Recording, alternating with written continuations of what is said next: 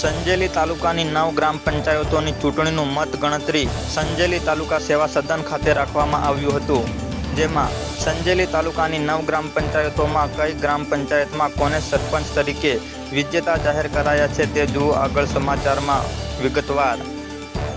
ચાકીસણા ગ્રામ પંચાયતના સરપંચ તરીકે નીપાબેન જયંતિલાલ ડોડિયારને સરપંચ તરીકે વિજેતા જાહેર કરાયા।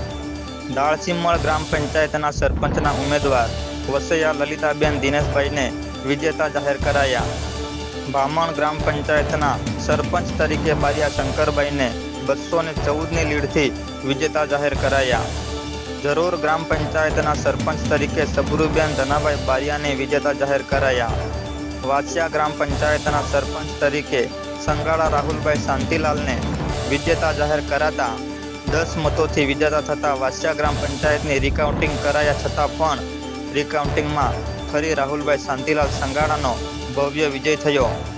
ભાણપુર ગ્રામ પંચાયતના સરપંચ તરીકે હેતલબેન સુલતાનભાઈ કટારાને 1457 મતોના લીડથી વિજેતા જાહેર કરાયા।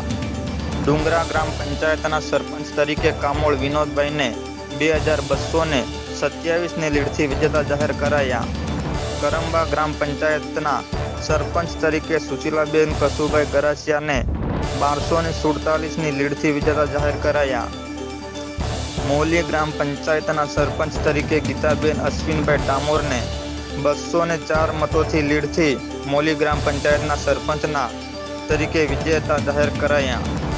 આમ સરપંચ પદે વિજેતા થયેલા ઉમેદવારોને ફૂલહાર કરી અભિનંદન પાઠવ્યા હતા અને પ્રશંસા દ્વારા ચૂંટણી પ્રક્રિયા દરમિયાન ઉત્તમ કામગીરી હાથ ધરવામાં આવી હતી।